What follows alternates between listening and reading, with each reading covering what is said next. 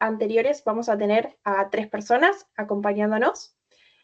Vamos a contar con la presencia de Willington Ortiz, que nos acompaña desde el Instituto Wuppertal, para contarnos un poquito sobre transición energética. Vamos a hacer un pequeño análisis de qué es la transición energética justa, este concepto que ya venimos trabajando en 2 oportunidades, y nos van a acompañar también Gerardo Gabriel Juara para charlarnos sobre empleo y energía, y Jazmín Rocco, me cuesta tu apellido, perdón, Predasi, ahí porque el otro día me había confundido un poquito, para hablarnos de energía y género. Así que lo invito a Willy, si querés compartir pantalla, contarnos un poquitito de vos, una breve introducción y damos comienzo a este webinar. Muchísimas gracias a todos por venir. Sí, bueno, muchas gracias, Micaela, por la introducción. A ver, voy a compartir la pantalla, espero que sí esté bien. Si pongo aquí... ¿Está cargando? Ahí está. Ahí la vemos perfecta. Ustedes la ven ahí como es, ¿no? Y si paso aquí, está viendo pasar Estamos los viendo folios. pasar solo las diapositivas, sí. Vale. Ok, bueno, muchas gracias. Mi nombre es Willington Ortiz, yo soy investigador del Instituto Wuppertal y bueno, muy contento de estar aquí acompañándolos en este último webinar bueno, es el penúltimo, pero digamos el último como con panel, acompañando aquí a los expertos y bueno, el experto y a la experta que nos van a, a alumbrar hoy con unos temas muy claves del concepto de transición energéticas justas. Eh, mm, Ustedes, bueno, ya ustedes conocen un poco el proyecto, entonces tal vez arrancar con la idea que traía yo o que traigo hoy para compartir con ustedes es explorar un poco esto del concepto de justicia desde una perspectiva muy sencilla, o sea, no me voy a meter en discusiones filosóficas ni tampoco una cuestión así como jurisprudencial, porque tampoco soy jurisprudente, pero sí como un poco qué significa eso de justicia dentro de esa idea de las transiciones energéticas y bueno, una pequeña introducción al instituto. El Instituto Wuppertal nosotros nos definimos como un think tank, un instituto dedicado a la investigación aplicada a la sostenibilidad. Fue fundado en el 1991, somos más o menos 330 personas que trabajamos allí, entre científicos, científicas y administración, estudiantes, etcétera. Y lo que estamos enfocados es lo que llamamos nosotros investigación transformativa. ¿Qué significa eso? Es una investigación que está enfocada a problemas del mundo real, que busca o que entiende además que para atacar esos problemas del mundo real se requiere integrar diferentes tipos de conocimientos, no solo científicos o académicos, sino también, digamos, del mundo real, de los prácticos, y que es una investigación que debe contener, digamos, las intervenciones en el mundo como parte constitutiva de la investigación, que es un cuento que complica la cuestión de qué es ciencia y qué es conocimiento. Pero bueno, a esto no nos vamos a detener hoy. El instituto trabaja en diferentes digamos, campos de lo que, digamos, del desarrollo sostenible, y uno de esos campos en los que trabajamos es los sistemas energéticos e industriales del futuro. Y dentro de ese campo, que también es muy grande, hay un tema muy particular que ha cogido, o sea, que se ha vuelto muy relevante en los últimos, voy a decir, por decir algunos de los últimos 5 o 10 años, que son las transiciones de regiones carboníferas. Como, digamos, desde mi punto de vista, como un primer, por decirlo así, como un primer experimento, como una primera fase de transición hacia economías donde los combustibles fósiles en general deberán desaparecer. Y entonces los primeros, digamos, el primer combustible fósil digamos, en la historia reciente que ha estado, o sea, regiones que han estado como transicionando fuera de eso han sido las regiones carboníferas. Entonces de ahí viene un poco, y en eso han trabajado varios compañeras y compañeros míos desde hace un tiempo, eh, produciendo conocimiento sobre y para apoyar regiones carboníferas en transición en Europa, y desde hace unos años, unos 3, 4 años para acá también un poco a nivel internacional, sobre todo muy concentrados en Indonesia y hace poco ya empezando en Colombia. Esto pues hace generar la posibilidad de elaborar diferentes tipos de materiales de conocimiento práctico. Trabajamos también en realización de visitas, eventos, etcétera, para promover, digamos, el intercambio de conocimientos entre diferentes tipos de actores. Entonces de allí es que viene un poco aquí me quedó solamente el mapa de Europa, porque son como digamos, los primeros trabajos más fuertes que se hicieron desde hace, de los que se está trabajando desde hace unos 10 años, pero como les digo, ya estamos como con otros, también otras compañeras y compañeros en diferentes institutos, tanto en Europa como en América Latina, trabajando también en otros contextos. Eso era un poco como que somos. Yo lo que pretendo, o sea, lo que quería invitarlos y invitarlas a todos hoy es a abrir la perspectiva o a entender esta idea de la transición energética. Ojo que todavía no he empezado con lo de la justa. Solamente una primera invitación es a ampliar o a entender esto de la transición energética como una cuestión mucho más abarcante, más compleja, como una transformación de sistemas complejos. Hasta ahora, digamos, en los últimos 2 webinars que tuvimos, creo que ha quedado muy claro que sobre todo la complejidad de la transformación en la dimensión, digámoslo, técnica, ¿no? O sea, vimos en el primer webinar, pues, estuvieron hablando de las diferentes matrices de energéticas, y no solamente del sistema, digamos, eléctrico, sino también que también hay un sistema, digamos, de producción, distribución y consumo de combustibles, digamos, líquidos bueno, solamente combustibles fósiles, que también es un sistema súper complejo ¿no? Desde el pozo petrolero hasta que te llega, digamos, el nafta, como dicen ustedes en Argentina, ¿no? Hay un sistema súper de equipos, de infraestructuras, etcétera, que es una cuestión complejísima. Y eso creo que tiene que habernos quedado ya, digamos, muy claro la complejidad del asunto, que no solamente es cambiar no sé, diésel por baterías eléctricas, sino que es un cambio de todo. Eso implica unos cambios técnicos casi que en todo el sistema, ¿no? Toda la cadena. Pero yo lo que quiero es reflexionar de que además de esa complejidad técnica, el sistema energético comprende también otras, pueda llamarlo, dimensiones.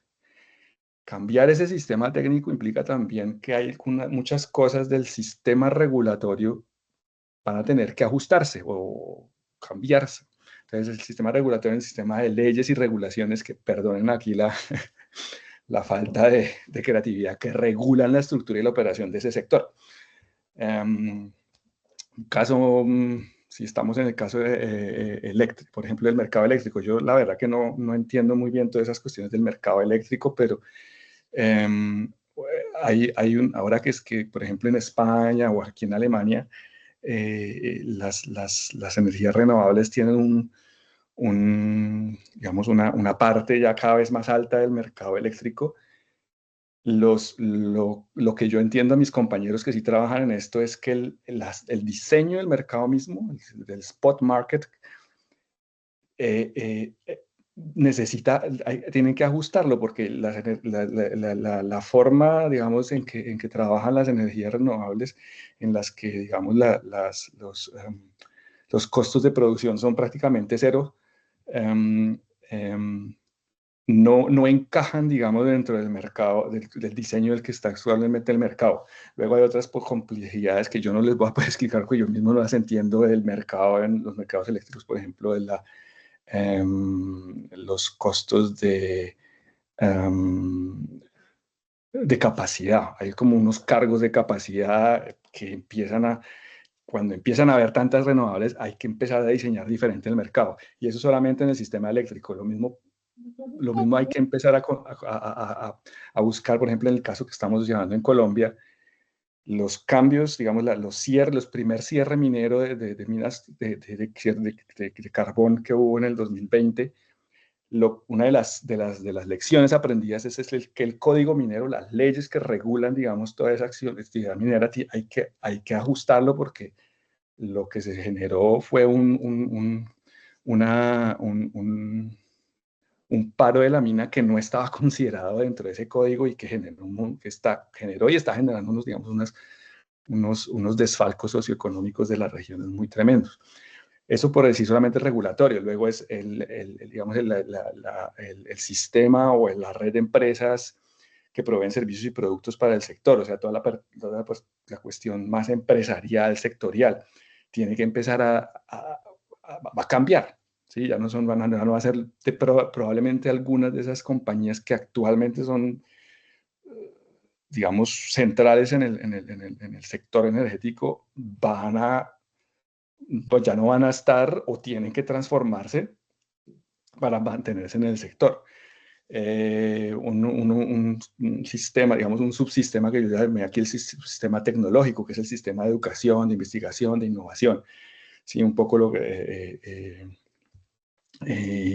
todas digamos, las carreras técnicas universitarias, etcétera. Todo esto hace parte del sistema energético de alguna forma, porque está la provisión, digamos, de capacidades humanas y tecnológicas que tienen tan directa relación con ese sistema, etcétera.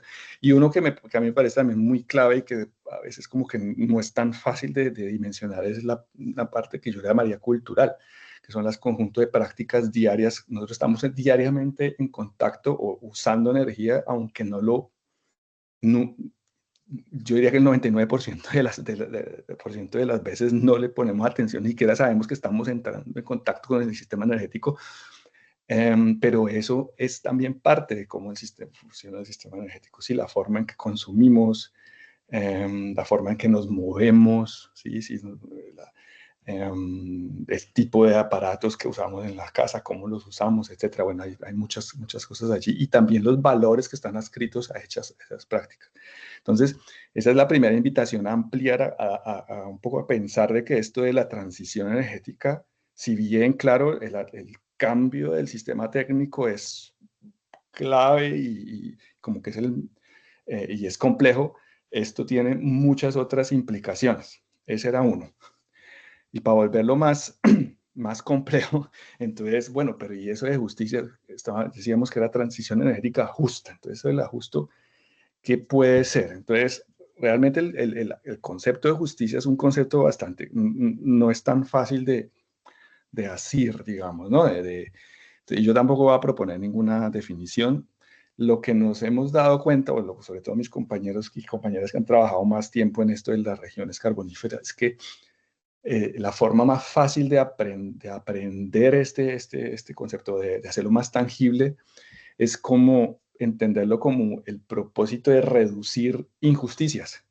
O sea, es más fácil entender un poco la justicia a través de las injusticias que conocemos, o de las inequidades. A mí me parece que el hecho de las inequidades, que tampoco voy a definir inequidades, pero como un poco esa idea de la repartición que no es justa de cosas, es como una forma más fácil de entrarle a la idea de justicia. Luego hay unos desarrollos un poco más conceptuales sobre la justicia. Por ejemplo, uno que se usa mucho actualmente en esta literatura de las transiciones energéticas justas, es como dividir la justicia en componentes. El que más se usa, o digamos el que más uno encuentra, es esta idea de que hay una justicia distributiva, una justicia de reconocimiento, una justicia procedimental.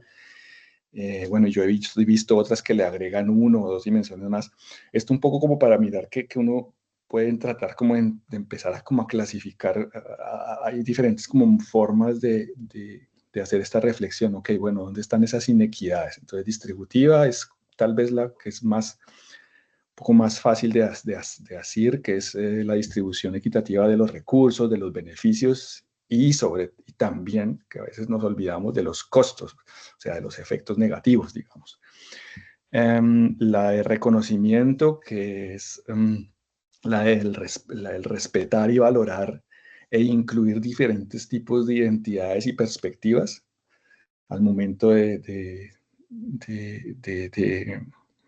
explorar cómo funcionan las operaciones, los impactos de un sistema, en este caso el sistema energético, y la procedimental, que es la pregunta es de quiénes hacen parte de los procesos de toma de decisiones sobre el sistema energético, de cómo debe cambiar.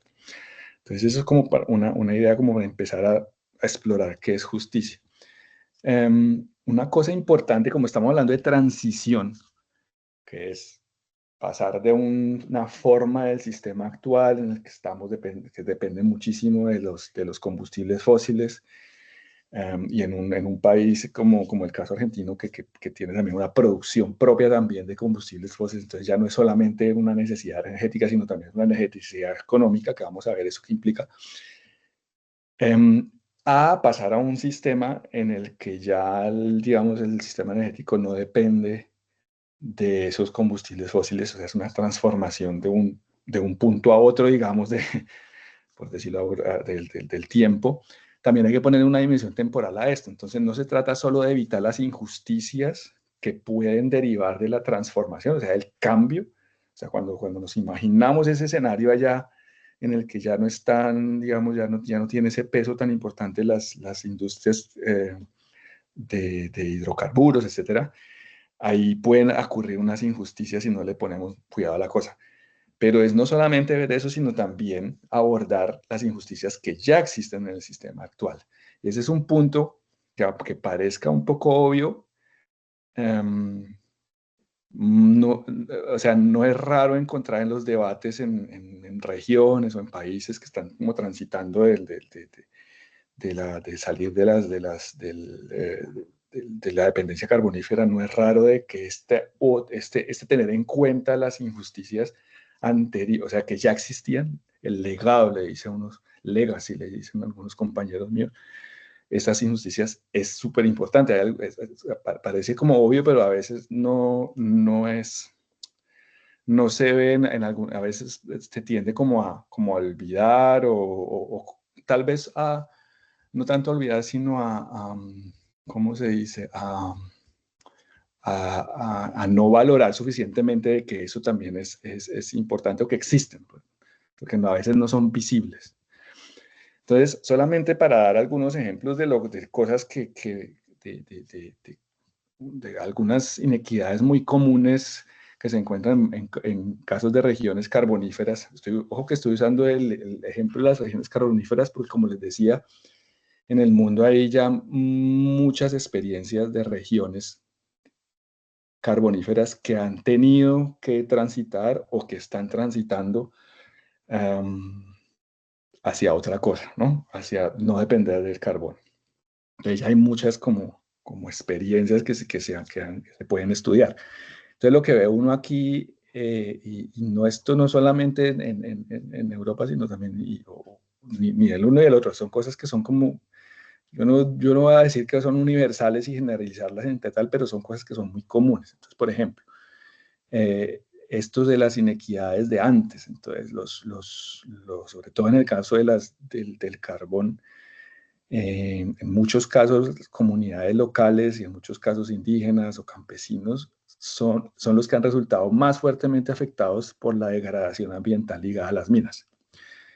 Un caso muy concreto, por ejemplo, en Colombia, para poder sacar el carbón del norte de Colombia, tuvieron que cambiarle el curso a 7 ríos, solamente en una región, digamos, 7 ríos que fluían de la serranía del Perijá hacia el río Cesar, tuvieron que ser desviados para poder abrir el hueco y sacar el carbón. Entonces esos ríos ya no existen, están muertos. Porque finalmente lo que hicieron fue también usar el agua para la minería.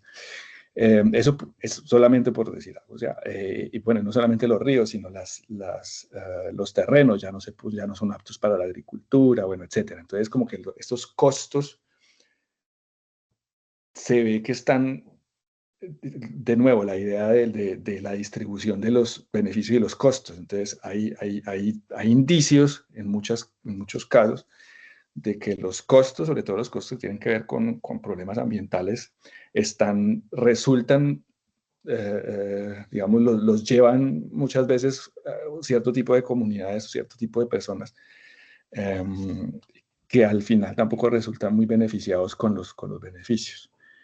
Una cosa, una cuestión que también se ve, que es muy común, es esto que algunos han llamado la hipermasculinización de las sociedades locales. Esto es un poco, es un tema más bien complejo, pero yo lo voy a traer un poco en términos muy sencillos, digamos, aunque ustedes me disculpen por ponerlo así como tan simple, pero es los empleos del sector, sobre todo los de las minería de carbón, son empleos que son mayoritariamente, o sea, digamos, son empleos que uno concibe como empleos masculinos, ¿ya? Y, y de hecho en la industria del carbón, y esto tiene que ver también con mucho en la industria de la energía en general. Yo creo que hoy vamos a escuchar un poquito de eso, pero en general la industria de la energía es una industria que tiene un desbalance de género muy alto, casi que en todos los países. Yo no sé cómo estará en Argentina, pero en Colombia es bastante alto y en Indonesia también, incluso aquí en Alemania también. Pero entonces en el caso de la minería de carbón es muchísimo más fuerte. Entonces lo que se ha visto en muchas regiones de carboníferas es que allí esta idea, digamos, ese reforzamiento del modelo tradicional de la familia, que el hombre es el que trae la plata, el plan, ¿no? El pan, y la mujer es la que se queda en la casa cuidando a los niños y haciendo el hogar. Eso es como que se incrusta, como que se vuelve, como se refuerza muchísimo y se ve mucho en esas sociedades como dependientes del carbón. Y esto, en otros casos, por ejemplo, que estamos viendo en Colombia ahora, lo que les decía en la zona minera donde se cerró una mina hace poco, hace 2, 3 años, hay un otro componente que está un poco ligado con esto, pero no es la violencia de género. O sea, no podemos decir que la violencia de género viene de las minas o que el patriarcado nació con el carbón. No, pero digamos que no sé cómo ponerlo, es un factor o sea, lo que se ve sin haber, no hay estudios, ¿ya? Pero y lo estamos haciendo un estudio actualmente que está enfocado en esto, y es cómo influye esta hipermasculinización y en una condición, digamos, en una situación de cierre de minas, de que digamos, de crisis socioeconómica de la región, cómo esto ha disparado la violencia intrafamiliar, la violencia de género. Entonces y esto lo estoy poniendo aquí con el después. Se podría ver como el después, pero lo que pasa es que también antes ya la había. Bueno, otra idea, digamos, ejemplos de lo que podría ser en el después, o sea, de lo que significaría la transición, ¿sí? O sea, si transitamos hacia allá sin hacer, digamos, las previsiones del caso, ¿qué podría pasar? Pues que se pierden un montón de empleos. Entonces, se dice, la industria carbonífera y todos los empleados y sus familias pues perderían sus posibilidades económicas, por un lado. También el presupuesto público se rebajaría, digamos, todos los impuestos o regalías, etcétera, que le entran al fisco, digamos, público o a nivel municipal o provincial, e incluso a nivel nacional, pues se van a rebajar. Y lo que es grave es que en algunas de estas regiones, también como las que vieron ahí en Europa, muchas veces la minería era prácticamente el 50 o bueno, 40 o más del Producto Interno Bruto de la región. Entonces se va a la mina y es una crisis muy tremenda. Entonces esas son como solamente para hablar de algunas, digamos, inequidades que son como un poco, yo no diría que generalizables, pero que son muy comunes de ver. empezar a mirar. Entonces, y ya con esta prácticamente que estoy terminando la introducción, lo que quería un poco tratar de plantear la idea es que la transición justa, la transición energética justa, ojo que aquí ya hasta le quité la energética, la transición energética justa de regiones carboníferas, y lo que hemos visto es que implica realmente es una transformación socioeconómica, ¿sí? Porque va más allá de la pregunta de, bueno, ¿cómo le vamos a dar energía a nuestro sistema económico? Se trata es en esas regiones, como en el caso les estaba, de los que les estaba hablando en Europa o en Colombia o en algunas regiones de Indonesia, la industria de combustibles fósiles y se te cae la mitad del Producto Interno Bruto. O sea, es una crisis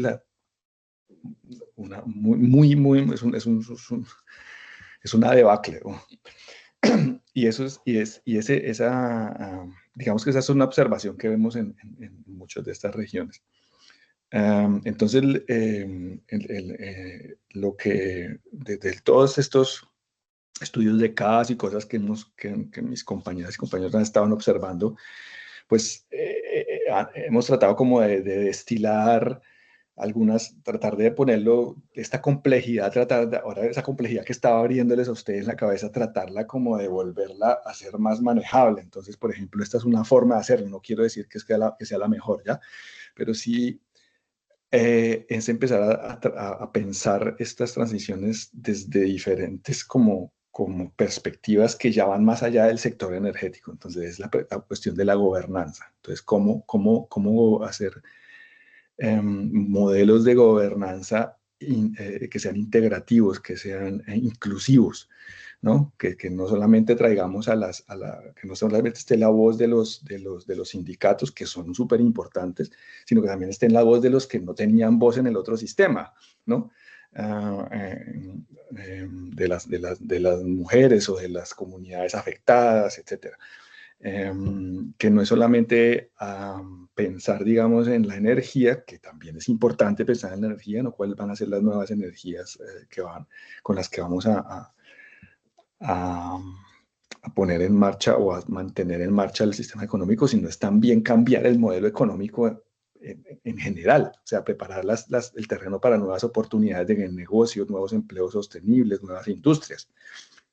Entonces esa es como la idea, este tipo digamos, de exploraciones y de guías está plasmada en este manual para una transición energética justa en regiones carboníferas, que está disponible en línea, está en español también.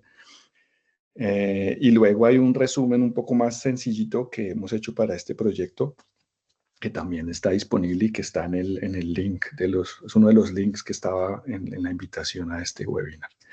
Bueno, muchas gracias y muy a la espera de aprender más aquí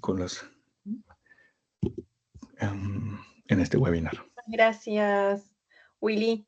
Me quedo un poquito con esto que nos mencionabas del análisis y la necesidad de pensar en la situación tal vez actual que tenemos con los sistemas energéticos actuales y cómo debemos abordar también ese análisis desde las injusticias, poder identificarlas para poder tener luego también una transición justa, ¿no? Porque tenemos que identificar cuáles son esas falencias del sistema actual y cómo podemos trabajarlas para poder tener algo diferente, ¿no? Y que sea enriquecedor y por supuesto tratando de que todos aquellos que forman parte de este sistema puedan incorporarse al nuevo.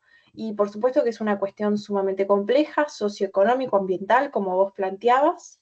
Y en ese sentido creo que lo que es el análisis más del empleo nos va ahora Gerardo poder profundizar un poquito más en esta temática y para los que están presentes vamos a abordarlo haciendo un poco tal vez más énfasis en Argentina y lo que está pasando en nuestro país. Así que Gerardo, si querés hacer una breve introducción para que te conozcan Bienvenido, muchísimas gracias y el espacio ahora es tuyo. Muchas gracias Willy por la excelente explicación que diste de distintos conceptos. Me ahorraste la mitad de la charla, igual voy a retomar algunos, nada más que para poder agotar mi tiempo. Me llamo Gerardo Juara, soy abogado, soy dirigente sindical, soy secretario de Ambiente de una organización sindical, soy secretario de un frente de sindicatos interesados en la acción climática, soy negociador en el Tratado de Prohibición de Plástico de un Solo Uso, soy negociador en el reciente convenio de protección contra riesgos biológicos en el trabajo en la OIT y integré el equipo de expertos en las recientemente aprobadas directrices de trabajo decente para la actividad del reciclado. Lo comento simplemente para contar que hay en el movimiento sindical un corrimiento hacia actividades ambientales, no porque nos guste, sino porque el ambiente se nos ha puesto enfrente. El límite de este modelo económico, pensado como usemos la naturaleza porque nunca se acaba, llegó. Y cuando hablamos de transición, más que transición es un éxodo. O hacemos la transición energética y tecnológica a economías desacopladas de las emisiones de carbono, o se acaba la vida como la conocemos. Este es un supuesto que tenemos que aceptar para seguir con el resto de la conversación. Tenemos que hacer la transición, no es algo que querramos, no es algo que podamos decir, paso, lo hago en otro momento, hay que hacerla. Si uno tiene los fondos que tiene la Unión Europea, la transición es ordenada, es dialogada y aún así con ciertas dificultades en zonas carboníferas. Pero en los países del sur global, con déficits económicos estructurales y con modelos extractivistas, la transición es más parecida al éxodo jujeño, a dejar tierra arrasada y buscar nuevas oportunidades. Lo menciono porque hablamos de transición justa como si fuera un concepto fácil y no, es un concepto que no tiene definición legal, no tiene definición convencional y se construye en las conversaciones, pero sí tiene un origen histórico.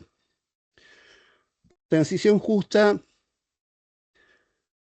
es la definición que le dio un sindicalista norteamericano, Tony Masochi, cuando legislación federal en Estados Unidos obligó al cierre de centrales nucleares ubicadas en centros poblacionales.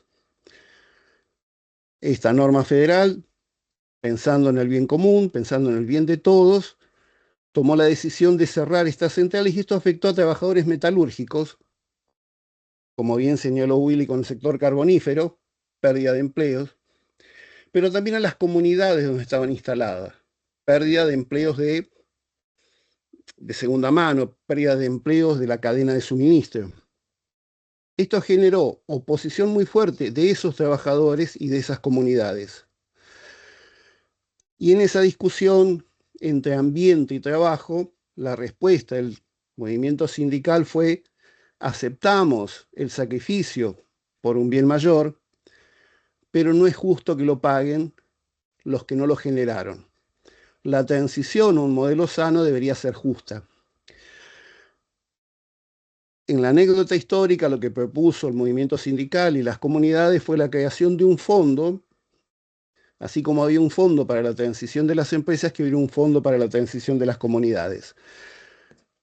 Anticipo el final de la historia, no hubo un fondo para la transición de las comunidades y esos pueblos y esos trabajadores perdieron el tren de la economía. En los 90 vuelve a aparecer el concepto de transición justa y se darán cuenta que es un concepto de resistencia, no es un concepto de avance, es un concepto de no quedar atrás. Para ganar tiempo, en el 2009 el movimiento sindical lo incorpora en las discusiones climáticas y en el 2015 lo toma el Acuerdo de París. Vuelve a aparecer en la COP24, en la de Katowice, con la Declaración de Silesia, en la Declaración para la Transición Justa.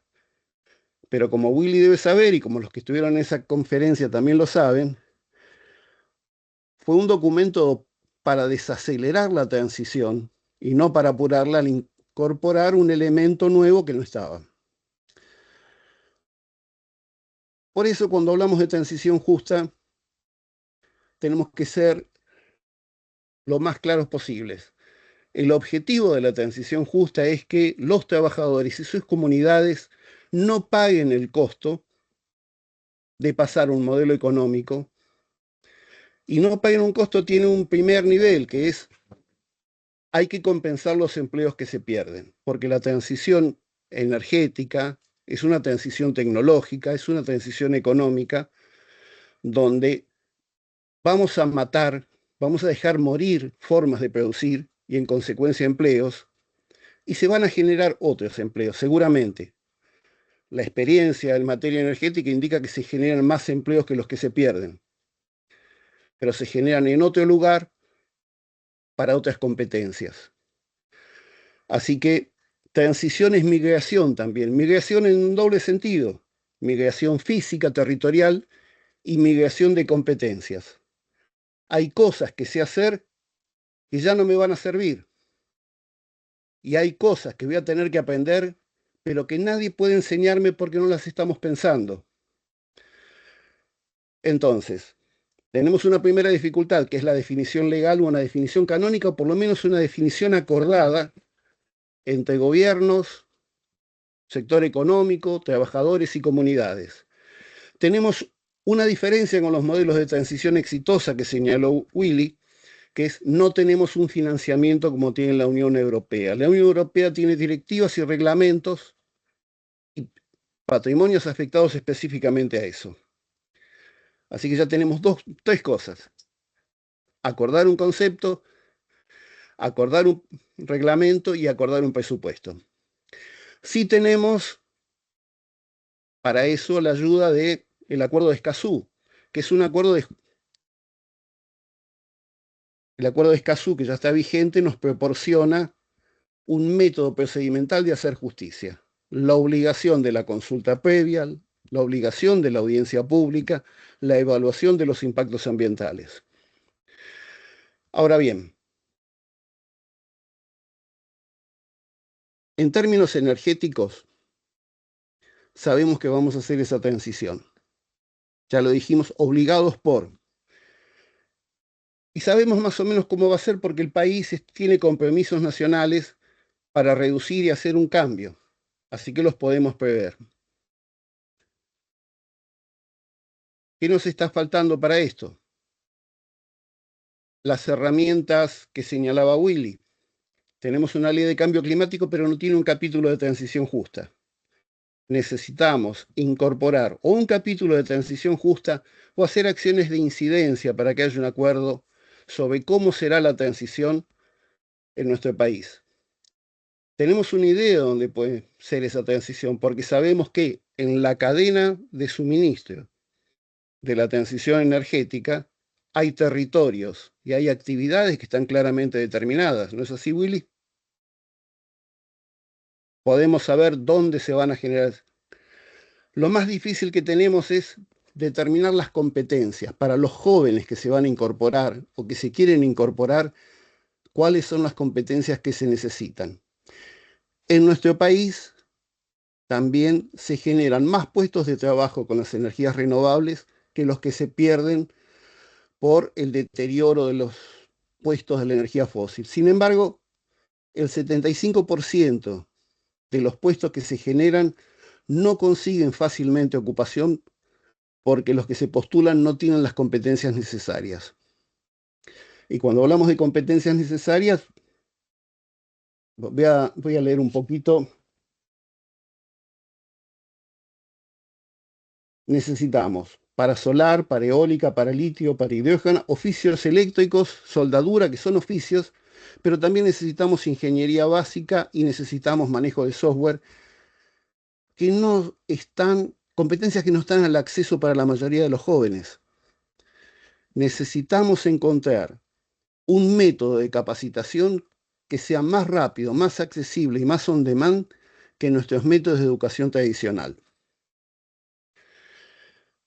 ¿Por qué nos concentramos en jóvenes? Porque el desempleo juvenil en América Latina es 3 veces mayor que el desempleo medio. ¿Por qué nos tenemos que concentrar en jóvenes? Porque en la Argentina es un 30% más alto que en el resto de América Latina. Y si tuviéramos que elegir un lugar de Argentina, el área metropolitana es un 30% más que la media argentina, es decir, es el doble que la media latinoamericana.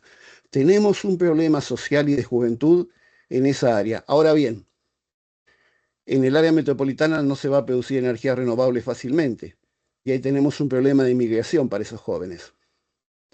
Si los capacitáramos, no tendrían puestos de trabajo, y donde están los puestos de trabajo nos están faltando jóvenes. Por eso necesitamos acuerdos territoriales al modelo europeo, Willy. Acuerdos donde el empleador, los trabajadores y los dirigentes de la comunidad local acuerden esta transición. Para que la transición no sea un éxito, necesitamos que estén esos acuerdos. Necesitamos también que nuestro modelo educativo sea de formación rápida, orientada a lo que se quiere capacitar. Necesitamos sistemas de certificación dual. Y esto no es tan extraño porque la Argentina lo tuvo en la década del 40, en el periodo de sustitución de exportaciones posterior a la Segunda Guerra Mundial. La Unión Industrial, la Central Sindical y el Gobierno Nacional acordaron de modo tripartito sistemas de formación rápida donde el sector industrial definía cuáles eran las competencias que necesitaba para sus trabajadores y el gobierno ponía los docentes. Esto se llamó Comisión Nacional de Formación Obrera, que después se llamó Universidad Obrera y que después se llamó Universidad Tecnológica Nacional. La Universidad Tecnológica Nacional es el resultado de esos sistemas de formación dual que la Argentina ya tuvo. Así que es algo que podemos hacer. Tenemos otro problema también con esto. Solo el 30% de los puestos nuevos que se generan en el sistema energético son para mujeres. Tenemos un problema, como había señalado Willy, como seguramente va a señalar Jazmín. Y aquí voy a tener una anécdota de Lula da Silva. A Lula le preguntaban qué era lo que se arrepentía, de qué se arrepentía de no haber podido hacer. Y él decía que se arrepentía de no haber podido hacer guarderías en el sindicato para que las mujeres pudieran participar más. Si queremos tener una transición energética con participación de la mujer, necesitamos prestar atención a las tareas de cuidado. Y necesitamos prestar atención a compartir el tiempo de familia. Normativas que están vigentes en otras partes del mundo, pero que en Argentina no hemos trabajado.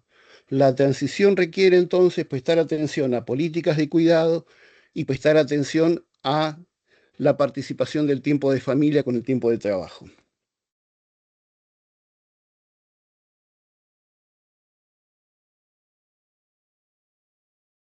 Necesitamos también invitar a los sindicatos a que trabajen más en cláusulas ambientales y en cláusulas de formación.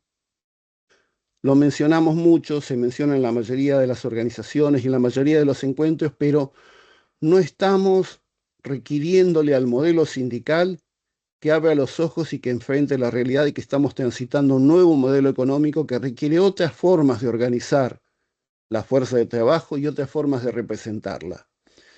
No estamos más en el modelo fordista-taylorista, estamos en un modelo donde la ventaja está dada en el conocimiento y la ventaja está dada en anticiparse hacia dónde van las evoluciones de las empresas.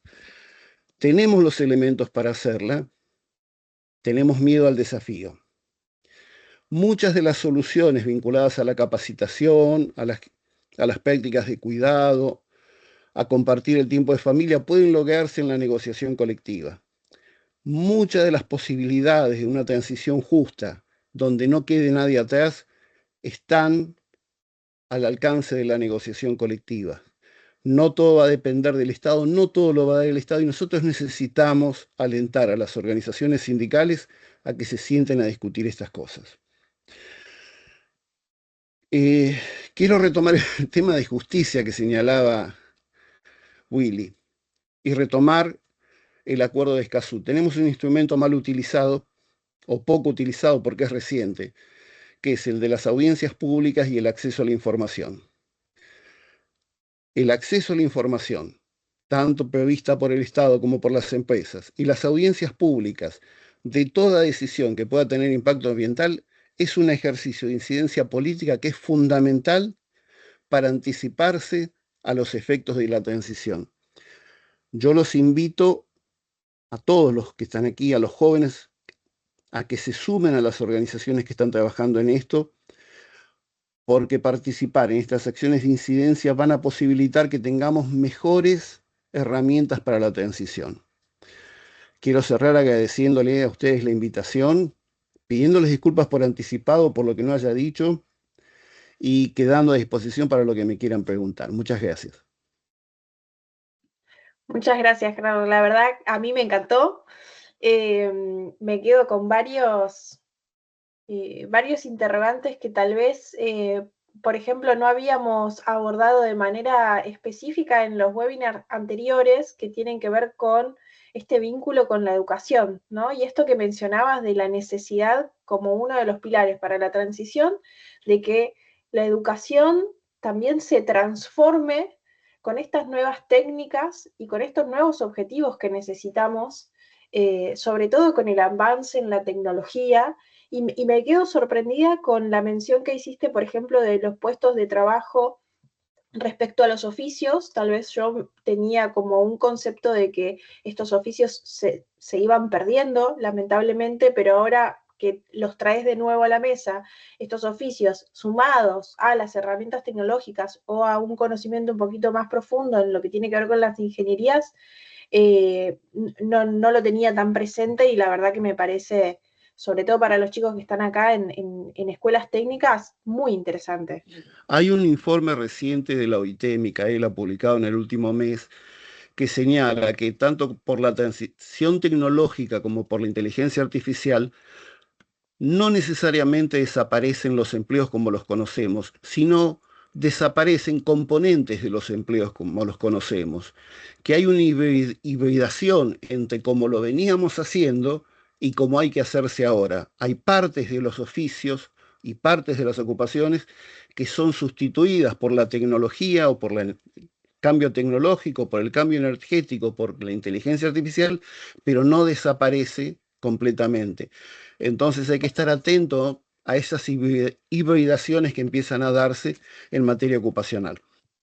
Gracias. Y también me quedo con esto de tal vez como derribar algunos mitos cuando nosotros tenemos estas charlas, estos encuentros.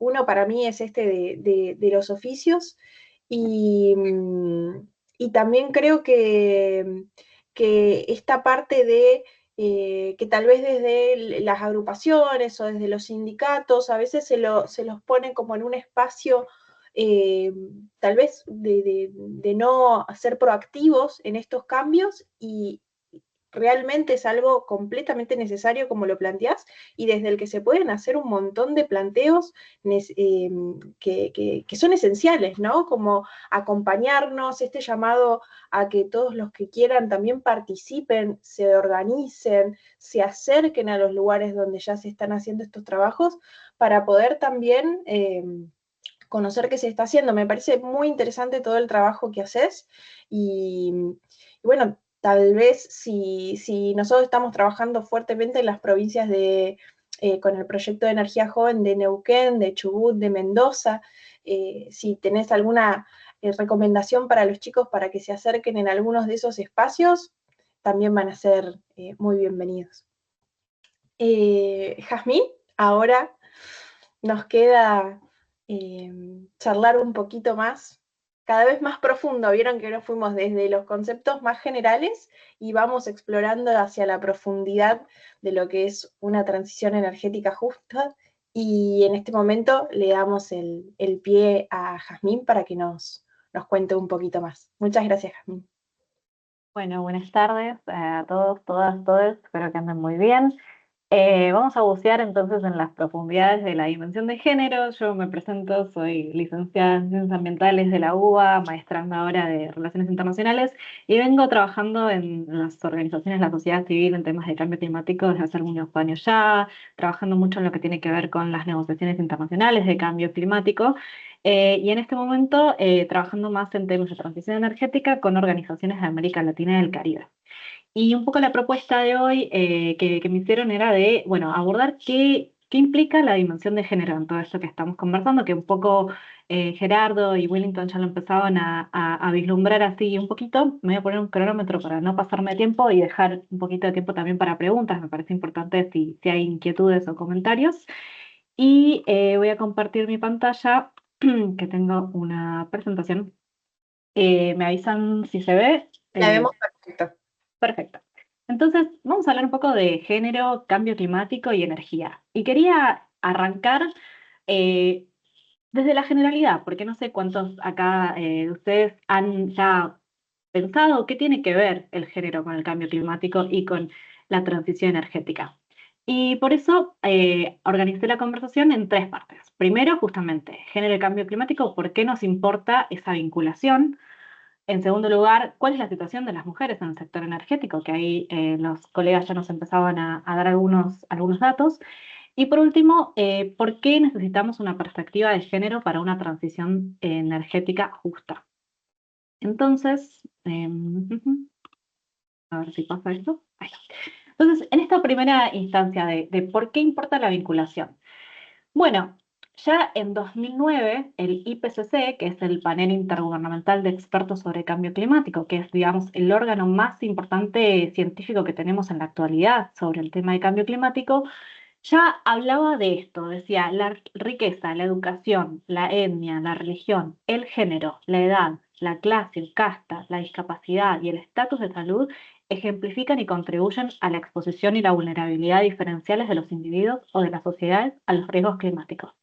Es decir, o sea, ya el IPCC nos está diciendo que no todos estamos impactados por el cambio climático de la misma manera, no todos estamos afectados de la misma manera, y el género es una de las dimensiones que hace a esa diferencia en la afectación que tiene el cambio climático en las personas y en las sociedades.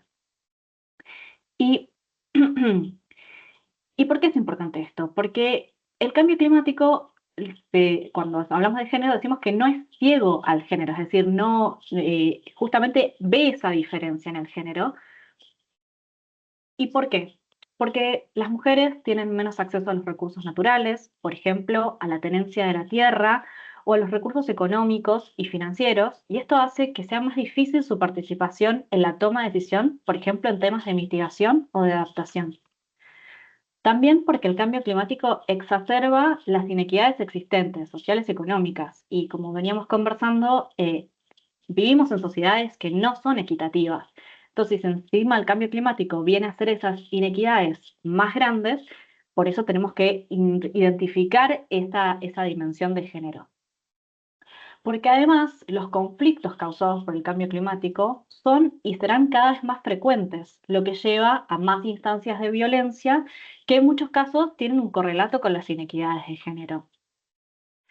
Porque además, en situaciones de eventos extremos, mujeres y niñas tienen menos chances de sobrevivir debido a disparidades en el acceso a la información, a las alertas tempranas, a la movilidad, a la toma de decisión y al acceso a recursos y entrenamiento. Y porque además el cambio climático tiene impactos directos sobre la salud, con efectos directos sobre los cuerpos gestantes y las infancias. Entonces, por todas estas cuestiones es que tenemos que entender que tenemos que incorporar la dimensión de género cuando hablamos de cambio climático. Y esto es algo que se viene dando, como les decía, en 2009 es que el IPCC empezaba a hablar de estas dimensiones, y acá vemos una cronología de distintos momentos de negociaciones de cambio climático. Entonces, por ahí han escuchado hablar de las COPs, que son estos momentos de negociación de cambio climático, y empezamos a ver en los últimos años que la dimensión de género empieza a aparecer. Por ejemplo, y me disculpo desde ya que esto está en inglés, pero lo voy a ir traduciendo, no se preocupen. En 2012, por ejemplo, en la COP18 hubo una decisión específica para mejorar el balance de género dentro de la Convención Marco de Naciones Unidas sobre Cambio Climático, que es este órgano de decisión que tenemos en Naciones Unidas sobre Cambio Climático, e hizo que el tema de género fuera un ítem específico de la negociación de cambio climático, que esto no era algo que sucedía antes.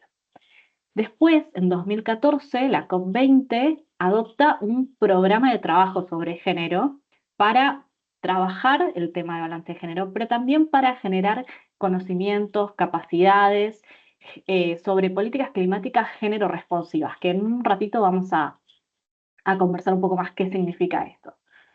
Y creo que uno de los hitos Profe, más... disculpe que la interrumpa.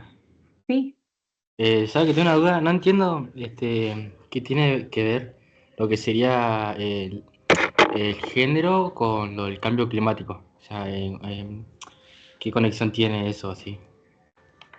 esto que charlábamos hace un momentito, o sea, los impactos del cambio climático no nos afectan a todos de la misma manera. Y entonces, un poco lo que mencionaba en la diapositiva anterior, son algunas de esas diferencias que existen en los impactos del cambio climático en mujeres y niños en particular.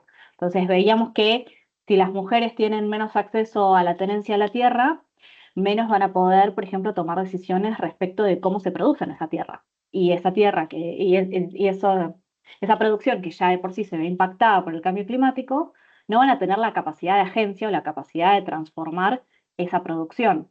Y a su vez, como decíamos, existen inequidades en las sociedades, digamos, no todos tenemos, mujeres, varones, no tenemos los mismos accesos a educación, a recursos económicos, y eso se va a ver todavía más incrementado por los efectos del cambio climático, para hacer un Sí, pequeño resumen de lo que mencioné recién. claro. Y con respecto a la tenencia de tierras, ¿se refiere a tener un terreno, o sea, una casa o no? Sí, pero no solamente tenerlo, sino quién tiene el título de propiedad, que en la mayoría de los casos sucede que son varones que tienen los títulos de propiedad de esas tierras. O sea, no es solamente habitar un terreno, sino es quién tiene el poder sobre ese recurso. Ah, bueno, gracias, profe, no entendí, bueno. Pero ahora quedó un poquito más claro. No, me confundió más todavía. Disculpe Bueno, la interrumpa.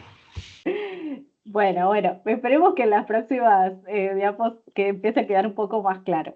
Pero pero bueno, lo que decía era que uno de los hitos más importantes es que el Acuerdo de París, no sé si escucharon hablar o si conversaron en los otros webinars sobre el Acuerdo de París, que es un acuerdo muy importante sobre el cambio climático, en su preámbulo incluye la necesidad de que se trabaje hacia una equidad de género en el marco de esta problemática global que es el cambio climático.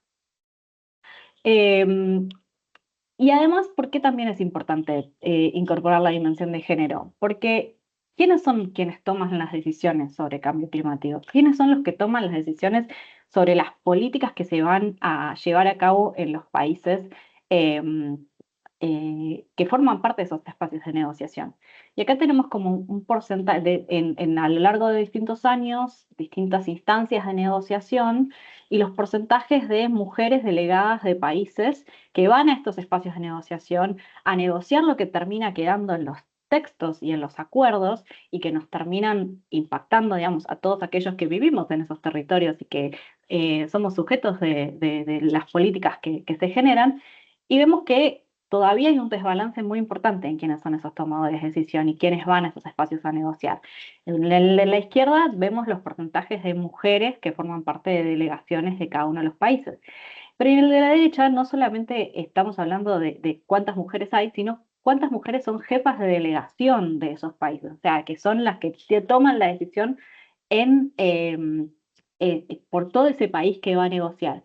Y vemos que ahí es todavía más marcada la diferencia, sobre todo en los momentos, cuando ven las barras más oscuras, son los momentos intermedios de negociación donde no hay un texto que se termina firmando y en las barras más claras son esos momentos en los cuales sí hay que firmar un texto, sí hay que tomar una decisión y todavía las mujeres jefas de delegación son todavía menores que en estos espacios intermedios. Pero hablemos un poquito más, y estoy consciente del tiempo y no me quiero pasar, hablemos un poquito más de qué pasa con la situación de las mujeres en el sector energético, que ya los dos panelistas anteriores empezaban a mencionar algunas cosas. Bueno, en esta barra vemos el porcentaje de varones y mujeres el de la izquierda es en el empleo a nivel de toda la economía, ¿sí? O sea, toda la economía, todos los empleos formales, qué porcentaje de mujeres y qué porcentaje de varones hay en esos empleos. Y en la barra azul son los varones y en la barra celeste son las mujeres. Entonces, ya en toda la economía vemos que hay una preponderancia de empleos formales por parte de los varones. Pero si nos vamos al sector energético, eso todavía se marca más. O sea, hay menos de un 25% de mujeres que forman parte del empleo formal en el mundo. Esto es a nivel global. Es decir que, como veíamos antes, es un sector muy masculinizado. Es decir, es un sector donde predominantemente están contratados varones. Pero esto no es lo mismo, no es igual en todas las energías, digamos, del sector energético. Entonces, acá cada una de estas barras representa un tipo de energía diferente. Por ejemplo, esta es la solar, esta es la eólica, la de hidro, el carbón y el petróleo y el gas. Y vemos que las energías solar y eólicas son las que mayor porcentaje tienen de mujeres en posiciones de liderazgo. Es decir, que incluso dentro de las energías, distintas tecnologías, estamos viendo una diferenciación. Es decir, que parecería que las energías renovables también permiten una mayor participación de mujeres en el sector. Lo cual es algo, digamos, auspicioso porque estamos diciendo que queremos una transición energética hacia esas energías. Pero estos trabajos no son los mismos, o sea, no todas las mujeres que están participando en esos sectores están con los mismos roles. Y acá vemos un poco una diferenciación de los tipos de trabajo que tienen las mujeres en las energías renovables. Entonces vemos que el 45% de los trabajos que tienen las mujeres en las energías renovables todavía son trabajos administrativos. El 35% correspondería a trabajos técnicos, pero que no son de STEM. No sé si habrán escuchado nombrar. STEM son todos los trabajos que tienen que ver con ciencia, tecnología, ingeniería y matemáticas, ¿sí? Que son áreas de conocimiento donde no hay tantas mujeres que puedan acceder a esos estudios. Y justamente de los trabajos de STEM en energías renovables, solamente el 28% son mujeres. Es decir, que si bien estábamos viendo que en comparación con, por ejemplo, el sector hidrocarburífero hay mayor participación de mujeres, bueno, todavía no tanto en los trabajos técnicos, sino más bien en los trabajos administrativos. Y bueno, y entonces, ¿por qué necesitamos una perspectiva de género para una transición energética justa? Por un lado, porque seguramente como ya habrán conversado, el sector energético es el principal sector que emite gases de efecto invernadero en el mundo. Entonces, si queremos hacer algo frente al cambio climático, tenemos que hacer algo con el sector energético, tenemos que transformar el sector energético. Pero, como estábamos conversando desde el principio de este encuentro, tenemos sociedades que no son justas, o sea, que tenemos sociedades inequitativas para las distintas personas que viven en ella. Entonces, si vamos a hacer esa transformación del sector energético para transicionar hacia otras economías y otras tecnologías, también deberíamos hacer una transformación que vaya hacia un modelo más justo para las distintas personas que formamos parte de ese modelo económico o de esas tecnologías que se van a incorporar. Entonces, ¿por qué es necesaria esa perspectiva de género? Para identificar y sortear las barreras, ¿sí? Para la participación de las mujeres en todas las etapas del sector energético, tanto el diseño, la implementación, la distribución y el uso. Y porque eso no va a suceder por sí solo. Es decir, porque pensemos que una transición energética va a ser sustituir una tecnología por otra, eso no va a por sí solo representar una mayor justicia o una mayor participación de mujeres en esos sectores. También para incrementar la diversidad de conocimientos y aportes para la construcción de soluciones apropiadas, para hacer más eficientes las acciones, para que la transición energética aporte a sociedades más equitativas y justas y al mismo tiempo sea más acorde a los desafíos que trae el cambio climático, para generar más oportunidades en el mercado laboral y para ampliar el acceso a nuevas tecnologías. Y hay distintas aproximaciones, y esto lo voy a pasar un poco rápido, pero no quería dejar de mencionarlo, distintas aproximaciones de cómo se pueden dar esas transformaciones o cómo se pueden generar esas políticas, ya sea políticas públicas o transformaciones hacia adentro de proyectos o empresas. Entonces, tenemos posibilidades donde políticas, por ejemplo, sean discriminadoras de género, pero también que sean ciegas al género, es decir, que no directamente no incluyan nada respecto al género dentro de su concepción. O podemos tener otras opciones donde empezamos a incorporar la perspectiva de género. Entonces, una puede ser una aproximación sensible al género, es decir, que consideramos las normas de género, los roles y las relaciones, pero no aborda, que no aborde las inequidades generadas por esas normas o esas relaciones. Entonces, en general no se desarrollan acciones de remediación, es decir, se considera que hay diferencias, pero no va más allá de eso. Ahora voy a dar unos ejemplos para ser más claro. La segunda opción es que sea responsiva al género, es decir, que no solamente considere todas estas normas de género, roles y relaciones para mujeres, hombres y grupos marginalizados, pero también que considere las necesidades específicas de cada uno de estos grupos y que apunte a alcanzar metas y necesidades específicas para cada uno de ellos. Y en tercer lugar, lo que se llama género transformador, es decir, que considera todo esto que venimos mencionando, pero también incluye estrategias para promover cambios en las relaciones de poder entre mujeres, hombres y grupos marginalizados. Y vemos algunos ejemplos, o sea, de qué podría hacer esto en una empresa o en una política pública o en un proyecto. Bueno, podríamos decir que una aproximación sensible al género sería identificar la participación de los diferentes sexos en un proyecto de intervención en una empresa y generar datos desagregados. Entonces, bueno, en una empresa X vemos cuántas personas de diferentes sexos participan en las distintas instancias de producción, ¿no? Pero nos quedamos ahí. Hacemos como una suerte de diagnóstico. Un paso más allá sería un ejemplo responsivo al género donde identificamos y abordamos ciertas necesidades específicas, como por ejemplo tener espacios de estancia, horarios diferenciados para tareas de cuidado, por ejemplo, de traslados de colegio, o como decía Gerardo, el tener espacios para cuidar a los niños que puedan ser parte de esa empresa, o sea, de los padres de esa empresa. Y un paso más allá sería un ejemplo género transformador, que sería identificar cuáles son las brechas para la movilidad ascendente dentro de ese proyecto, de esa empresa, proveer capacitaciones en temáticas específicas como habilidades financieras o técnicas y ampliar la toma de decisión, es decir, considerar las capacidades y las necesidades diferenciadas y abordarlas.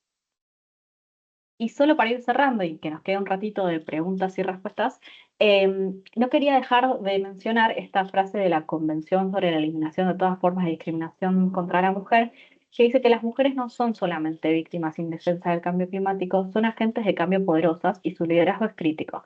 Y me parece importante destacarlo porque muchas veces se hace el énfasis de que el cambio climático tiene diferentes impactos o las vulnerabilidades diferenciales que existen respecto del cambio climático, pero me parece que va más allá de eso. Eso es un componente de la dimensión de género. Pero también el otro componente es considerar cuán justas y beneficiosas podrían ser nuestras sociedades si incorporáramos estas dimensiones y estos conocimientos que tienen las distintas personas de la sociedad para justamente hacer una transformación que sea hacia un mundo donde podamos todos vivir en mejores condiciones. Así que voy cerrando acá y bueno, quedo para más preguntas o comentarios. ¿Alguien iba a hacer una pregunta? Yo. Bueno, discúlpeme que la interrumpa de vuelta, pero sigo así, sin entender qué tendría que ver el tema de ser hombre o mujer con cuánta jerarquía tengo, por ejemplo, en una empresa, con el tema de la capacitación de energía. Gerardo, ¿querés contestar o dale? Sí, quiero contestarle con una experiencia mía como negociador paritario. Muchas veces nos enfrentamos a diseño de puesto, el puesto que se va a ocupar y la gente de recursos humanos y la gente de relaciones laborales diseña el puesto pensando en un varón. Y el puesto tiene nombre de varón, es secretario o es afianzador o es bombero, pero nunca es bombera. Desde el momento en que pensamos los nuevos empleos, tenemos que pensar en trabajadores y trabajadoras. porque si esto estamos poniendo ya ahí una primera barrera.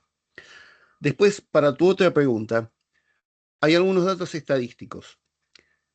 En las inundaciones de hace 2 años en Brasil, el 80% de las afectadas fueron mujeres. No porque sean mujeres, sino porque ya han sido discriminadas antes y al momento de producirse el efecto del cambio climático, al momento de la tormenta, de la inundación, son ellas las que están más atrasadas, son las que se han hecho cargo de las tareas de menor valor en la sociedad, son las que se han hecho cargo de las tareas de subsistencia y de cuidado. También hay explicaciones médicas. Cada grado de temperatura que aumenta en un 4% la posibilidad de abortos en mujeres embarazadas y un 22% aumenta la posibilidad de muerte infantil. No es porque sean mujeres, sino porque en la posición que la desigualdad de la sociedad las puso, reciben las peores cargas. Uno de los efectos del cambio climático son las migraciones forzosas. Y en las migraciones forzosas, lo que sabemos estadísticamente es que aumentan los porcentajes de mujeres violadas, aumentan los incidentes de violencia de género. Tenemos esos datos, porque ya estamos, aún en una sociedad normal están discriminadas. El cambio climático aumenta la discriminación. Y la transición energética, si es forzosa, como arrancan de atrás en la carrera, van a llegar atrás. Y si no lo diseñamos pensando en ellas, van a seguir estando atrás.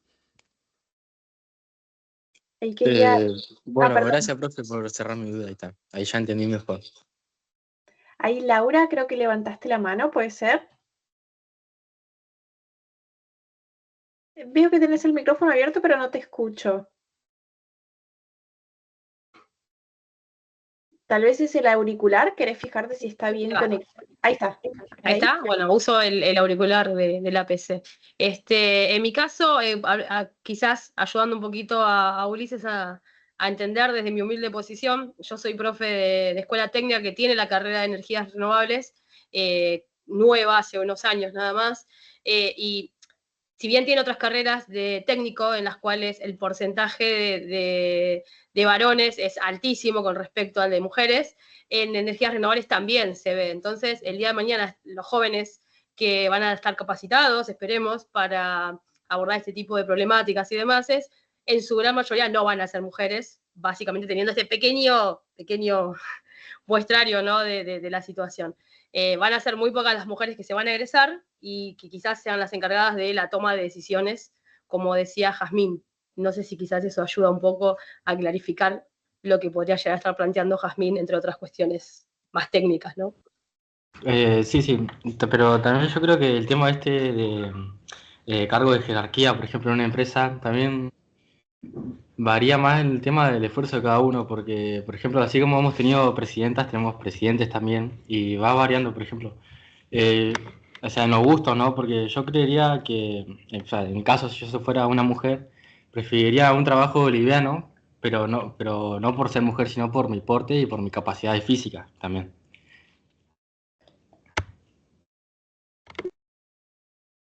Pero estamos hablando de que no tiene que ver con nuestra capacidad física, porque lo mismo podría pensarse de un varón más grande o más chico, más flaco, más alto. No tiene que ver con la capacidad física, tiene que ver con las oportunidades que se presentan. Tiene que ver con que todos podamos llegar a esos puestos de liderazgo y que si no entendemos que en nuestras sociedades ya de por sí, por ejemplo, como decía Laura, si ya de por sí no hay mujeres en las escuelas técnicas, menos van a poder llegar a estos puestos en el sector energético. Entonces, tratar de incorporar a las diferentes personas que quieren participar de ese sector y de esa transformación energética. No es una cuestión de ser mujer o ser varón, el porte tiene que ver con las oportunidades para llegar a esos empleos. Claro. Bueno, gracias, profe. Iván, lo repito nuevamente y muchas gracias. Y mis preguntas no fueron con el fin de ofender, sino de entender. Y también gracias por la paciencia y explicarme también de vuelta. Nada más quería... No, por favor, no ofende, al contrario, si podemos aportar a que se entienda mejor, es la idea de este encuentro. Totalmente, todos los que tengan ganas de contarnos su opinión, de hacer una pregunta, etcétera, poder hacerlo, ¿sí? Porque son los espacios aparte donde podemos dialogar. Es el lugar para poder sentirse tranquilos y contar y opinar con respeto, sin ningún problema. No sé si ahí quedó una manito levantada. Hola, sí, soy yo, Tomás Segovia. Yo tengo una pregunta, pero con el mismo ámbito de género, pero más relacionado en el ámbito laboral. Usted nos dijo que había un mayor porcentaje de hombres trabajando haciendo trabajos bruscos, por ejemplo, en la petrolera, en los pozos, y un pequeño cantidad de porcentaje de mujeres más en oficinas. ¿Eso a qué se debe? Porque vi por ahí, pero no llegué a entender. ¿Por qué se debe eso? Porque si bien todos tenemos las mismas derechos e igualdades, y ponele, las mujeres y los hombres tienen la misma capacidad, o sea, lo que yo entiendo, tienen la misma capacidad de igualdad. Por eso. Por ejemplo, yo tengo familiares que han sido policía, tengo familiares que son bomberos y la mayoría son mujeres. Entonces yo creo que eso sobre el trabajo, que sea brusco, sea que fuerte, todos van a poder, por igual, hombres y mujeres. Seguro, pero lo que yo decía es que eso no va a suceder por sí solo. Digo, si no incorporamos posibilidades para que las mujeres puedan ser parte de ese sector, no va a suceder por ósmosis. Aparte porque, de hecho, no lo incorporé en la presentación porque ya iba a ser demasiada información, pero hace algunos años el BID, el Banco Interamericano de Desarrollo, hizo una encuesta sobre justamente brechas de oportunidades o percepciones de las personas que trabajan en el sector energético o que están capacitándose para entrar al sector energético. Y las mujeres en un mayor porcentaje habían respondido que sentían que había más barreras para incorporarse a ese sector que los varones. Que esas barreras pueden ser, como estamos diciendo, desde la educación, digo, si no hay mujeres capacitándose, no se van a poder incorporar al sector, desde las posibilidades laborales, es decir, que esas mujeres no solamente estén capacitadas, sino que se las contrate, y desde las, ¿cómo sería? Como la institucionalidad que exista en esas empresas, ¿no? O sea, que haya políticas que acompañen a esa incorporación de las mujeres. Como decíamos, ¿no? Que haya espacios de lactancia, que haya espacios de cuidados de niños, si es que son necesarios, que haya consideraciones para que las distintas personas puedan ser parte de esa industria. Creo que ahí Gerardo había levantado la mano también. Simplemente para mencionar una anécdota, una anécdota de por qué importa pensar para quién se hacen las cosas. Hace mucho tiempo atrás trabajé para un sindicato, para el sindicato del neumático, que negociaba con una multinacional. Incorporaron unas máquinas nuevas, traídas de Alemania, que iban a hacer mucho más fácil el trabajo. Bueno, aumentó mucho el índice de accidentes. Y no había forma de explicarlo hasta que nos dimos cuenta que habían sido diseñadas para un biotipo un poco más alto que la media nuestra. Y entonces, lo que era óptimo, porque estaba pensado para alguien 8 centímetros más alto, a nuestro pobre obrero le obligaba a hacer unos esfuerzos antinaturales que lo terminaban desgarrando. Por eso cuando les digo pensar el puesto de trabajo, ¿para quién lo pensamos? Ahí incorporó la empresa maquinaria sin pensar para quién la estaba haciendo. Hasta en esos detalles puede haber discriminación objetiva o subjetiva, pero puede estar. Por eso, ustedes que son técnicos y que van a tener la posibilidad de pensar nuevos puestos de trabajo, piensen también en esta discriminación de género.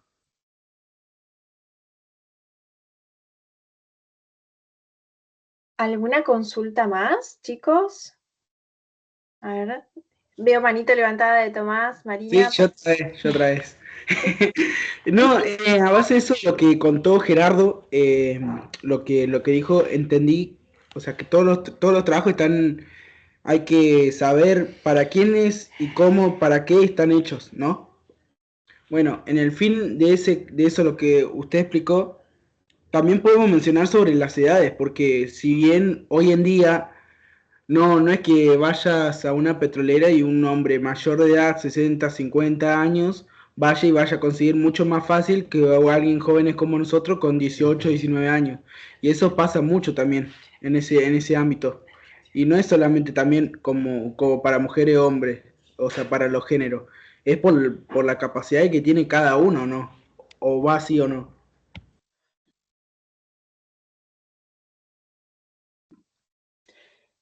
Ahí tal vez tomo un poquito la palabra yo. Perdón, no sé si era Tomás Ulises que estaba preguntando.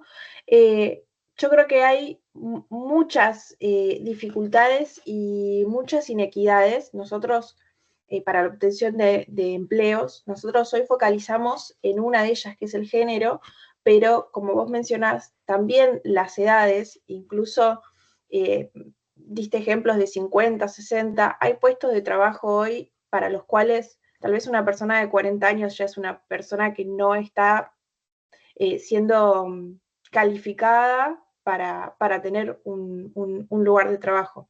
Y cuando hablamos de jóvenes, también podría haber una discriminación si son jóvenes que no están pudiendo acceder a una educación, que no están pudiendo acceder a capacitarse. Y ese no poder es lo que nosotros tratamos de traer acá para poder analizar, o lo que tratábamos de profundizar al principio de la capacitación. Pensar los escenarios, pensar en por qué una persona, en este caso estamos hablando de mujeres, por qué no podrían llegar a capacitarse o a un puesto de trabajo determinado, cuáles son las razones por las que no se puede alcanzar. Más allá de que nosotros podamos encontrar algunos casos para algunas profesiones donde hay más o menos equidad por casos cercanos, las estadísticas nos muestran que las mujeres, por ejemplo, son las que más trabajan en lo que es la salud, el cuidado de la familia, y después tenemos algunas cuestiones también que son físicas, la maternidad, la lactancia, los tiempos de cuidado de un recién nacido, en los que el cuerpo de la mujer tiene que estar a disposición de ese nuevo ser, de esa nueva persona. Entonces, esos son desafíos también que atraviesa la mujer para poder luego llegar a un puesto de trabajo. Si nosotros, como nos mencionaba Gerardo o Jazmín, podemos tener un lugar de trabajo que nos brinde la posibilidad de tener a las infancias cerca, que nos brinde flexibilidad horaria para llevar o traer a los hijos, a los nietos, a los primos, a los sobrinos, a un jardín, a un colegio, a una escuela. Eso también abre las puertas a la posibilidad de que la mujer pueda acceder a puestos de trabajo. Entonces, es como, son muchos factores que cuando los analizamos encontramos esas respuestas, ¿sí? No sé, tal vez, no sé si fui clara. Ok, muchas gracias. Ahí entendí mucho mejor. Gracias, Micaela. No, por favor. Me encanta que siempre tenemos debates y mucho diálogo acá. Es muy, muy enriquecedor, chicos, en serio. ¿Alguien más quiere charlar unos minutitos? Ya estamos en el horario, pero por las dudas siempre damos un espacio. No veo tampoco preguntitas en el chat. Quizá agrego algo más, Micaela, que Sí. se mencionaba de, bueno, cómo son las cosas o cómo son esos puestos de trabajo, cómo es esa maquinaria, cómo es esa industria. Eso que es, no es y no tiene por qué seguir siendo. Digo, lo podemos transformar de acuerdo a cómo queremos que sea esa sociedad. Ese puesto de trabajo, esa maquinaria, esa forma de trabajar, también se puede modificar sobre la base de hacia dónde queremos que vaya esa sociedad, ¿no? Y si queremos que sea una sociedad más inclusiva, tenemos que pensar esos puestos de trabajo de manera a que diferentes personas puedan acceder a ellos. Entonces, me parece que lo que nos invito a hacer es a no pensar que las cosas están dadas y cerradas, sino que somos agentes que podemos transformarlo. Y así como estamos diciendo que queremos hacer una transformación industria fósil a una industria más renovable, porque entendemos que hay una problemática que nos atraviesa, que es el cambio climático, bueno, también podemos hacer una transformación de una industria que sea cerrada y masculinizada a una industria que sea más abierta y más equitativa para las distintas personas que quieran formar parte de ella.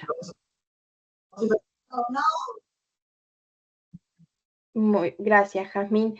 Acá hago una aclaración a todos por las dos, porque veo que están preguntando, uno por el certificado de asistencia. No se preocupen, los que no pudieron asistir a alguno de los 3 webinars pueden tenerlo igual. El trabajo final y las indicaciones bien concisas se las vamos a estar enviando por correo electrónico el día lunes. Vamos a tener una semana para que lo puedan hacer y nos envíen sus respuestas. Quédense tranquilos, es algo simple, es contestar unas preguntitas. Ahí vi si se podía hacer de forma grupal. En ese sentido les digo no, porque es bastante cortito y conciso. No se preocupen. Se los vamos a enviar. Ustedes, para que tengan un poquito de idea, va a haber un formulario así de Google Forms con unas preguntas que ustedes van a responder, 1 o 2 preguntitas, no mucho más, y con eso nosotros vamos a poder conocer su interpretación, ¿sí? De todo lo que vimos durante dentro de estos 3 encuentros, y luego de contestar ese formulario nosotros vamos a hacer los certificados, nos vamos a reunir nuevamente con ustedes y se los vamos a entregar. No es tan complejo, quédense tranquilos y el lunes van a tener todo por correo. A ver, acá me pone una preguntita. Dice, pero los puestos de trabajo no iban más en estudios su experiencia que podría el solicitante. La verdad que no entiendo la preguntita, capaz como está redactada. Si querés, Gustavo, creo que me escribiste. ¿Te animás a decirlo oral? A ver si veo que justo fue la única preguntita que quedó sin responder. Hola. ¿Ahí? ¿Te escuchamos? Primero, disculpen la ignorancia, ¿no? Pero en el tema de los puestos laborales y en eso que estaban hablando de la desigualdad, ¿no iría más en la experiencia y capacitación que tendría el solicitante del trabajo, más que en el género? Bueno, pero eso está ligado también con el género, digo, que haya mujeres participando en escuelas técnicas o en carreras, que es las que decimos que se llaman STEM, de ciencia, tecnología, eso hace a la formación que puede tener el solicitante. Capaz piénsenlo un pasito más atrás cuando hablamos de una persona llegando a una entrevista laboral. Piensen con qué herramientas llega esa persona a esa entrevista. Tal Claro, vez. ¿Sí? Porque tengo experiencia, un poquito de experiencia por lo que me cuentan mis papás, de lo que eran las escuelas técnicas hace como 20, 25 años más o menos, en donde sí, si eras mujer se te complicaba un montón el estudio y todo. Pero ahora desconozco muy bien cómo sería el tema, por eso va la pregunta de cómo sería actualmente. No sería tanto por el género, sino por los estudios y capacitaciones que tendría el solicitante, ¿no?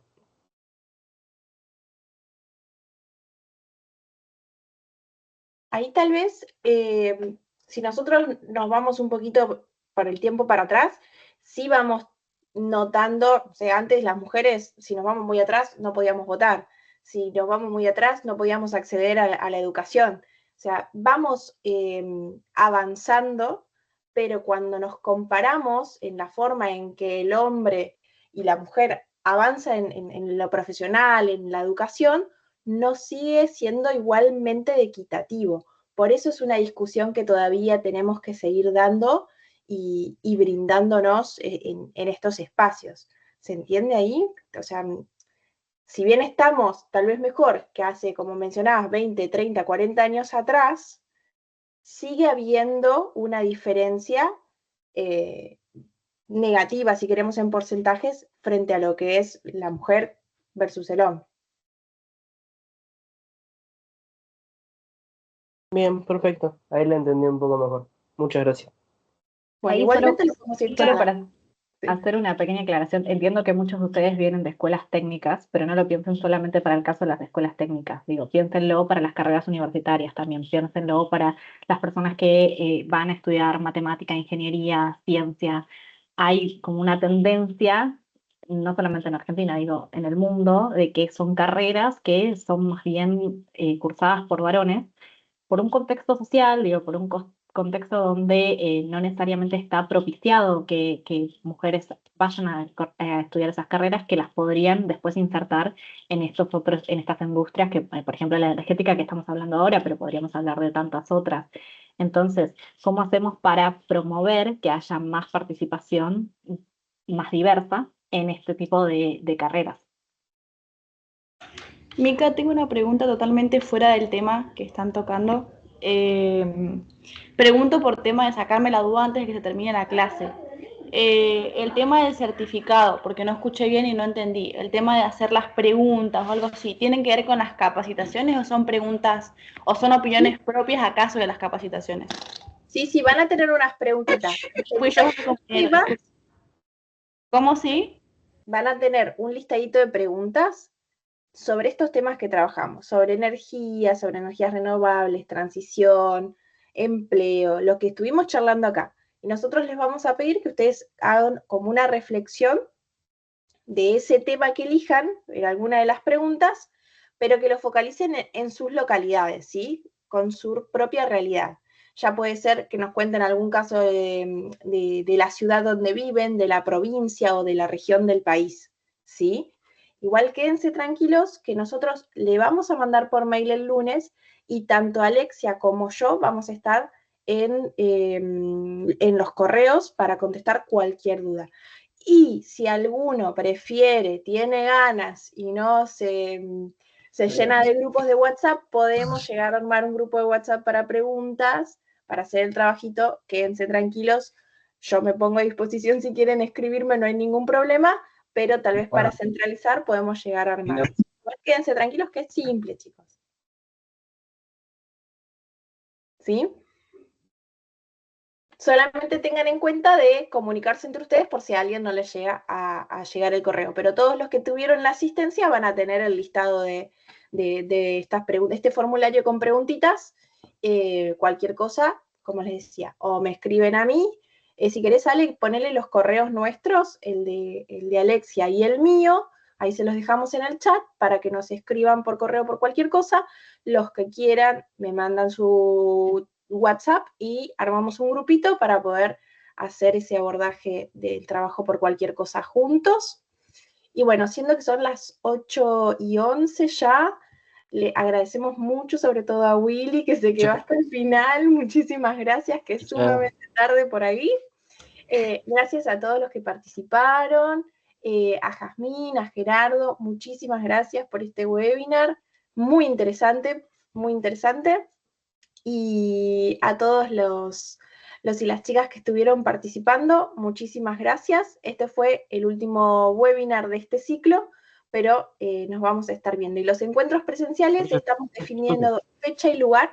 En cuanto lo tengamos, se los vamos a compartir también. Ya tenemos todos sus contactos, así que van a estar pudiendo enterarse. Y cualquier cosa, tanto en las redes de Wuppertal, de Energía Joven o de Sustentabilidad Sin Fronteras o 500 RPM, o Fundación Siemens también van a poder ver todas las fechas y los avances que vayamos teniendo. Así que muchísimas gracias a todos.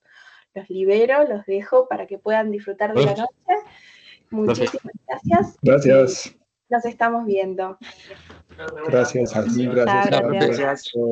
Disculpe, yo tengo un compañero que no pudo venir, o sea, no pudo asistir, y quería preguntar si eso afecta a la obtención de su certificado.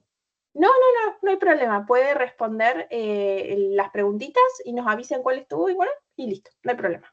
El tema del primer webinar, la primera videollamada, esa no se tomó presencia. ¿Cómo va a ser ese tipo? ¿Todos estamos presentes? Sí se compartió y tenemos como 40 que hicieron la asistencia, pero no te preocupes, No hay, el mismo formulario teníamos. No se preocupen que pueden tener el certificado igual, ¿sí? Joya. Quédense Porque yo me tranquilos. estaba preocupando, muchas gracias. No, Muchas thank you. Que Les tenga vamos- buena noche y que vea el partido de la selección. Sí, chicos, vayan tranqui porque ya hay que preparar la picadita. Adiós.